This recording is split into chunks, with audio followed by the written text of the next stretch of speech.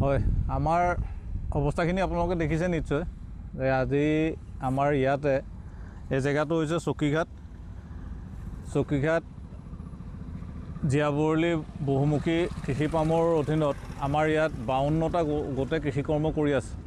এই 52টা গোটৰ কৃষিকৰ্মত আজি 5 দিন ধৰি যি নেৰানেপেৰা বৰষুণ হৈছে, এই বৰষুণৰ ফলত বাঢ়নী পানীয়ে আহি পেলাই ইয়াত খেতিপথাৰ ডুবাই পেলাইছেহি। ইয়াত প্ৰায় 7-8টা গোটৰ প্ৰায় 60 বিঘা মাটি পানীৰ তলত আছে। আজি 5 দিনটো পানীৰ তলত আছে, গতিকে এইখিনি মাটিৰ পৰা আমি আচলতে আৰু যে প্ৰডাকশ্যন পাম সেইটো আশা কৰা নাই। গতিকে আজি আপোনালোক অহাৰ কাৰণে আমি আপোনালোকক ধন্যবাদ জনাইছোঁ যে আমাৰ খিলঞ্জীয়া যুৱকসকলে যি খেতি বাতিৰ জৰিয়তে স্বাৱলম্বী হ'বৰ কাৰণে প্ৰচেষ্টা হাতত লৈছে। স্থানীয় বিধায়ক পদ্ম হাজৰিকা ডাঙৰীয়াৰ উদগনিত আচলতে যুৱকসকল ওলাই আহিছিলে, যুৱকসকলে ইয়াত খেতি বাতি কৰিছে।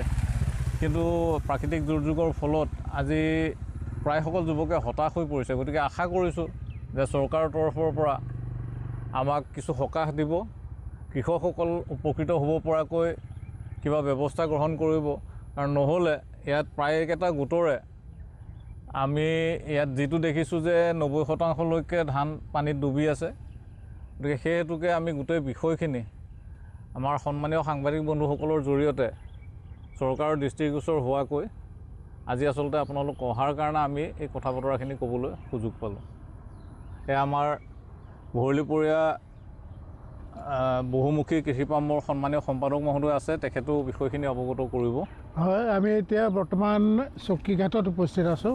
আপোনালোকে দেখিছে যে আমাৰ 52টা গোট আমাৰ চকীঘাটত বিধায়ক মহোদয়ৰ তত্বাৱধানত আৰু উদগনিত উৎসাহ জনাই যি 52টা গোট গঠন হৈছিলে, সেই 52টা গোটে আজি কেইবাবছৰো ধৰি তাত কৃষি কৰ্ম কৰি আছে। এই বছৰো তেওঁলোকে বিশেষকৈ ধান খেতিত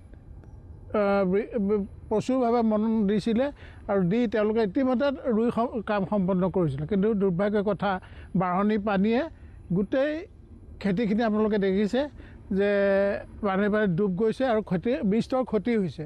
যিটো ক্ষতি তেওঁলোকৰ স্বাৱলম্বী হোৱাৰ স্বাৰ্থত গাঁঠিৰ ধন ভাঙি এই কামখিনি কৰিছিলে।